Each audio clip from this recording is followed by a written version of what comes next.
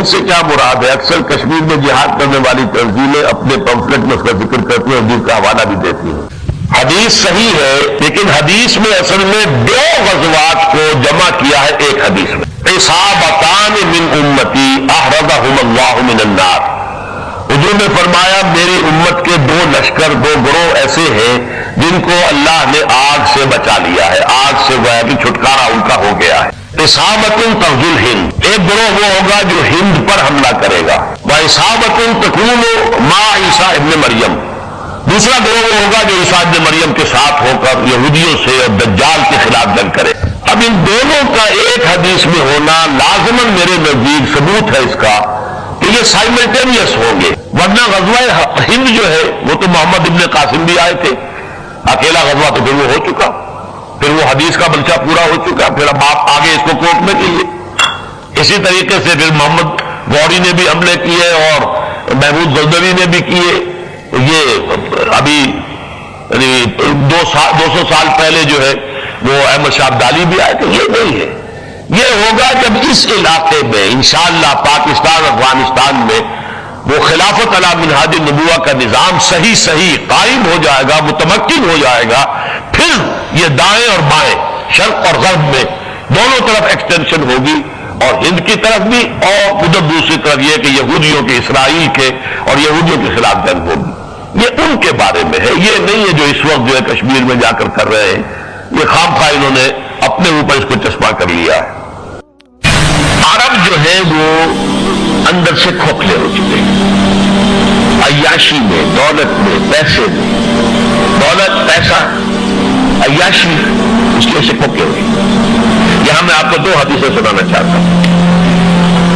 سنن ابن ماجہ کی روایت ہے حضرت ابو ہریرہ سے رضی اللہ تعالیٰ عنہ قال رسول اللہ صلی اللہ علیہ وسلم اذا وقعت الملاحم بعث اللہ بعثا من الموالی هم اکرم العرب فرقا واجودهم سلاحا یؤید اللہ بهم الدین.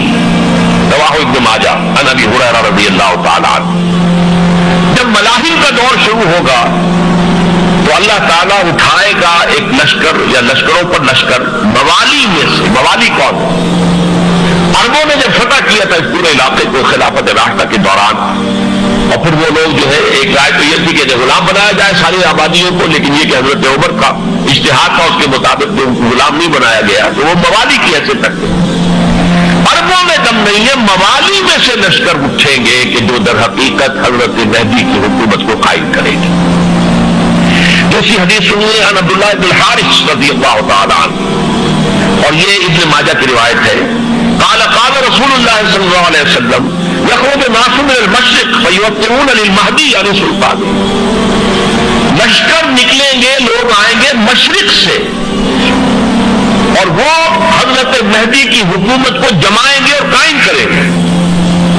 اب ذرا نوٹ کیجئے کہ جزیرہ نما عرب کے مشرق میں کون سے ملک ہیں؟ 3: ایران، افغانستان، پاکستان. یہ 3 سالڈ مسلم ممالک، مسلم آبادی اکثریت. ویسے تو یہ کہ آگے ہندوستان میں 20 کروڑ مسلمان ہیں، لیکن وہ 20 کروڑ جو ہے وہ تو 80 کروڑ کے اندر تحلیل ہو جاتے ہیں غیر مسلموں میں. لیکن یہاں جو معاملہ ہے یہ خالص اکثریت ہے. ان میں سے ایران کا معاملہ جہاں تک ہے نمبر 1 یہ کہ وہ شیعہ عقائد کے حصار میں بند ہے، اس سے ادھر ادھر ہونا اس کے لیے ممکن نہیں. حدیث میں یہ بھی آتا کہ اصفہان سے 70,000 یہودی دجال کا ساتھ دیں گے. لیکن بہرحال خراسان ایک صوبہ ہے افغانستان کا اس وقت بھی شمال مشرقی کونے میں، مجھے امید ہے وہاں سے خیر کی، کیونکہ خراسان کا لفظ وہاں پہ شامل ہے. اور حضور کی حدیث میں بعد میں آپ کو سناؤں گا کہ خراسان سے فوجیں چلیں گی جو یروشلم کو دوبارہ حاصل کریں گی، فتح کریں گی. جیسے پہلے یروشلم کھویا عربوں نے تھا، دوبارہ حاصل کیا تھا کرد نے، صلاح الدین ایوبی رحمۃ اللہ علیہ. ایسے اب پھر عربوں نے کھویا ہے، لیکن لینے والے خراسان سے لشکر آئیں گے. یخرج من خراسان رایات سود لا یردها شیء حتی تنصب بإیلیا. خراسان کے علاقے سے کالے علم لے کر لشکر چلیں گے جن کے رخ کو کوئی موڑ نہیں سکے گا جب تک کہ وہ جا کر یروشلم میں نصب نہ ہو جائے. اس کے بعد نام آتا ہے پاکستان کا. یہ ہے میری اور آپ کی داستان، اور یہ ہے سبب جس کی وجہ سے کہ میں آپ سے یہ گفتگو کر رہا ہوں. اصل میں تو اس لیے محض ایک علمی استفادہ، محض اپنی بات آرا کو ظاہر کرنے کا شوق نہیں، بلکہ یہ کہ اپنی ذمہ داری ہم پہچانے کہ ہم کس مقام پر کھڑے ہیں۔ دیکھیے، اس پاکستان کے بارے میں یا ہندوستان کے بارے میں علامہ اقبال نے کہا تھا اپنے ترانہ ملی میں، میرے عرب کو آئی ٹھنڈی ہوا جہاں سے، میرا وطن وہی ہے، میرا وطن وہی ہے۔ اور مجھے بتایا گیا کہ سنن ابی داؤد میں یہ روایت موجود ہے کہ حضور نے فرمایا کہ ہندوستان کی طرف سے مجھے ٹھنڈی ہوا آتی، اگرچہ مجھے وہ حدیث ابھی نہیں ملی ہے، لیکن حزب التحریر کا ایک کارڈ مجھے ملا تھا، اس میں اس حدیث کا اور اس میں ابو داؤد کے روایت کا استعمال موجود تھا۔ لیکن میں جو چیز آپ کو بتا چکا ہوں وہ یہ کہ الف ثانی کا پورا تجدیدی کارنامہ اس ہندوستان کی سرزمین میں ہوا۔ مجدد الف ثانی شیخ احمد سرندی، شاہ ولی اللہ دہلوی، سید احمد بریلوی، وہ تو ہمارے پاکستان میں آ کر جو ہے ان کا خون جذب ہوا ہے اپنے پاکستان میں۔ پھر شیخ الہند مولانا محمود حسن۔ تحریک خلافت چلی تو صرف ہندوستان میں چلی اور کہیں نہیں چلی۔ آزادی کی تحریک چلی پوری دنیا میں، وہ نیشنلزم کی بنیاد پر چلی، ملے نیشنلزم، عرب نیشنلزم، ترک نیشنلزم، ہمارے یہاں چلی تو اسلام کے نام پر پاکستان کا مطلب کیا، لا الہ الا اللہ۔ پھر پاکستان قائم ہوا معجزے کے طور پر، بلکہ نازل ہوا ہے لیلۃ القدر میں، انا انزلناہ فی لیلۃ القدر، جیسے قرآن نازل ہوا لیلۃ القدر میں، یہ پاکستان بھی نازل ہوا لیلۃ القدر میں۔ اس کا برقرار رہنا ابھی تک معجزہ ہے۔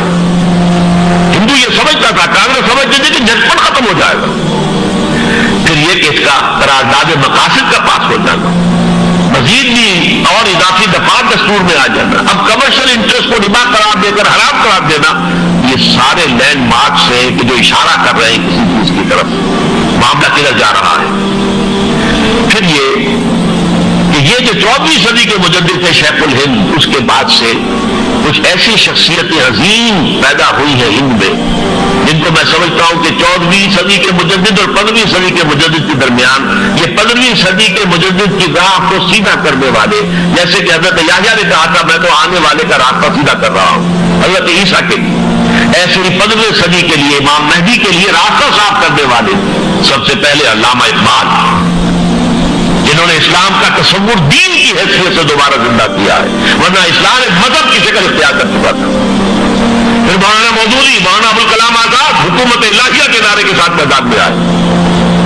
یہ اقبال نے جو تصور پیش کیا تھا اس پر عملی جدوجہد کے لیے حزب اللہ قائم ہوئی۔ نوٹ کر لیجیے 11 برس کا فرق ہے عمر کا علامہ اقبال کے اور ابوالکلام کے، اور 1913 میں جب حزب اللہ قائم کیا اس وقت علامہ اقبال کی ملی شاعری اپنے عروج کو پہنچ چکی تھی۔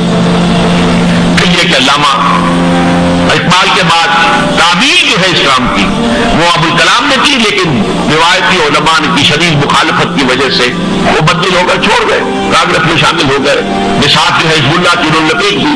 پھر مولانا مودودی آئے، انہوں نے وہ دور جو ہے اس کا سرا تھاما، جماعت اسلامی قائم کی حکومت الہیہ ہی کے قیام کے لیے، اگرچہ میرے نزدیک یہ کہ وہ انتخابی اور ایک قومی سیاست کی ایک جماعت بن کر پاکستان میں جو ہے دلدل میں پھنس گئی ہے۔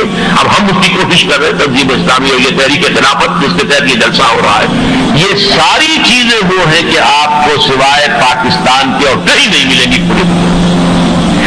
معلوم ہوتا ہے کہ پاکستان کو بہت بڑا رول پلے کرنا ہے اس میں، اور اس کے ساتھ اب جمع کر لیجیے افغانستان کی عمارت افغانستان، اسلامی عمارت افغانستان قائم ہو چکی ہے۔ یہ پچھلے 20 سالوں میں جو کچھ وہاں ہوتا رہا ہے اس سے پہلے تصور نہیں ہو سکتا۔ کابل جو ہے وہ تو جیسے پیرس کا تمدن تھا ویسے کابل کا تھا، وہی لباس، وہی اسکرٹس۔ یہاں جب آئے تھے شاہ ساحل ظاہر شاہ سرکاری دورے پر تو ان کی جو ملکہ صاحبہ تھی ان کے ساتھ اسکرٹ میں ملبوس تھی۔ کابل جو ہے وہ بالکل ایک پیرس کی طرح کا شہر تھا۔ آج کابل جو جا کر دیکھیے، علامہ اقبال کے فرزند بھی دیکھ کر آئے ہیں، تو اگرچہ وہ خود میں سمجھتا ہوں کہ خاصے انہیں آپ لبرل کہیں، آزاد خیال کہیں، لیکن اس طرح متاثر ہو کر آئے تھے کہ انہوں نے یہ کہا افغانستان میں جو میں نے حالات دیکھے ہیں کہ اگر 2-4 اور مسلمان ملکوں کے اندر یہ نظام قائم ہو جائے تو پوری دنیا مسلمان ہو جائے گی۔ یہ سب کچھ کیسے ہو رہا ہے؟ یہ آنے والے دور کی جھلکیاں ہیں۔ Coming events are casting their shadows before. یہ سب بتا رہے ہیں کہ پاکستان افغانستان کو مل کر اس میں کوئی عظیم رول پلے کرنا ہے، اور اس کے ضمن میں اب میں علامہ اقبال کے بارے میں آخری بات کہہ رہا ہوں۔ علامہ اقبال کے بارے میں عام یہ خیال ہے، انہوں نے اپنے خطبات میں مہدی کا اور نزول مسیح کا، حالانکہ میں کل پڑھ رہا تھا مولانا سعید احمد اکبر آبادی رحمۃ اللہ علیہ کا ایک مقالہ ان کا کہ علامہ اقبال نے ابن خلدون کے بارے میں یہ کہا ہے کہ مہدی کا اور نزول عیسیٰ کا دونوں کا انہوں نے انکار کیا ہے، حالانکہ ابن خلدون نے نزول عیسیٰ کا انکار نہیں کیا، صرف مہدی کا انکار کیا ہے۔ بہرحال علامہ اقبال نے خطبات میں انکار کیا ہے، لیکن یہ کہ اپنی شاعری کے اندر میں چیلنج کرتا ہوں کسی بڑے سے بڑے اقبال شناس کو، ان کا یہ شعر ذرا سنیے، خضر وقت از خلوت دشت حجاز آید برو، کارواں زی وادی دور و دراز آید برو۔ خضر وقت، امام وقت، رہنمائے وقت، قائد وقت، خلوت دشت حجاز، حجاز کی صحرا کی کسی خلوت گزینی سے نکل کر باہر آئیں گے۔ میں حیران ہوتا ہوں علامہ کے اس فکر پر اور اس مصرے پر، یہاں انہوں نے شیعہ اور سنی دونوں کے کانسیپٹ جمع کر دیے۔ شیعہ کا کانسیپٹ یہ چھپے ہوئے کسی غار میں وہاں سے برآمد ہوئے، اور ہمارا کانسیپٹ ہے ام سلمہ رضی اللہ تعالیٰ عنہ کی حدیث سنا چکا، چھپے ہوئے ہوں گے وہ وہاں پر، مدینے سے نکل کر آ کر مکے میں چھپ جائیں گے۔ اس خانہ جنگی کی حالت میں لوگ ان کی طرف دیکھ رہے ہوں گے، سوچتے ہوں گے انہیں میدان میں آنا چاہیے، کوئی پارٹ پلے کرنا چاہیے، امت کی رہنمائی کرنی چاہیے، لیکن وہ چھپیں گے، وہ کاریں ہوں گے، وہ اس ذمہ داری کو قبول نہیں کرنا چاہیں گے، جا کے چھپ جائیں گے مکے میں، وہاں سے مکے والوں نے نکالیں گے، اور وہ کاریں ہوں گے، انہیں بالکل یہ پسند نہیں ہوگا کہ ذمہ داری اٹھائیں۔ تو خضر وقت خلوت دشت حجاز آیت برو، کارواں زی وادی دور و دراز آیت برو، کارواں جو چلے گا ان کی مدد کے لیے اس وادی دور و دراز، اس عظیم وادی دور و دراز، یہ وادی سندھ ہے۔ وادی سندھ جو ہے ہم سمجھتے ہیں کہ صرف یہ پاکستان اور پنجاب جو ہے یہ اس میں شامل ہے، سندھ اور پنجاب نہیں، افغانستان کا پورا مشرقی علاقہ اس میں شامل ہے۔ جیسے دریائے جیلم سندھ میں جا رہا ہے، جیسے دریائے گلگت سندھ میں آ کر ملتا ہے، جیسے دریائے چناب اور گاوی اور جیلم اور یہ سب جا رہے ہیں اور آ رہے ہیں، اسی طرح دریائے کابل کہاں سے آ رہا ہے، دریائے ڈومل کہاں سے آ رہا ہے، کوچی کہاں سے آ رہا ہے، یہ سارا جو ہے ڈرین جو ہو رہا ہے ایسٹرن جو ہے پارٹ آف افغانستان، یہ سب وادی ہے، اس وادی کے یہ دو حصے ہیں، ایک حصہ جو ہے یہ ادھر پاکستان میں ہے اور اسی وادی کا دوسرا حصہ جو ہے افغانستان میں ہے۔ کارواں زی وادی دور و دراز آیت برو، کارواں چلے گا یہاں سے، یخرج ناس من المشرق یؤتون للمہدی یعنی سلطان نہیں، مشرق سے فوجیں چلیں گی کہ جو مہدی کی حکومت قائم کرے گی، اور یخرج من خراسان رایات و سود، اور خراسان سے سیاہ پرچم چلیں گے کہ جن کا رخ کوئی موڑ نہیں سکے گا، حتیٰ تم سبب ایلیا، یہاں تک کہ وہ جا کر یروشلم کے دفن ہو جائے گی۔ حضرات میں ایک میری گفتگو کا حصہ باقی تھا لیکن میں اسے چھوڑ رہا ہوں، اس لیے کہ گلوبلائزیشن جو اس کی ہوگی، جو خلافت علی منہاج النبوہ کی تجدید کامل حضرت مہدی کے ہاتھوں عرب میں ہوگی، اس سے پہلے اس کے لیے محنت کوشش جد و جہد پاکستان اور افغانستان میں ہو چکی ہوگی جو اسے سپورٹ کرے گی اور وہاں جا کر حکومت قائم کرے گی۔ اس کے بعد گلوبلائزیشن کا جو مرحلہ اس کا ہے وہ حضرت مہدی کے ہاتھوں نہیں ہے، وہ حضرت عیسیٰ ابن مریم ان کے نزول کے بعد ہے، جن کے نزول کے بعد دجال کا خاتمہ ہوگا اور یہودیوں کا استحصال ہوگا، مسلمانوں پر بھی بڑی تکالیف عربوں پر آئیں گی، شدائد آئیں گے، لیکن یہ وہ میں حصہ جو اپنی گفتگو کا آج چھوڑ رہا ہوں اس لیے کہ میں دیکھ رہا ہوں کہ بعض حضرات کا صبر کا پیمانہ اب لبریز ہو رہا ہے، تو میں اس حصے کو پھر ملتوی رکھتا ہوں کسی دوسری محفل اور کسی دوسری مجلس اور نشست پر، لیکن یہ کہ امام مہدی کی حکومت قائم کرنے کے لیے کون لوگ آئیں گے،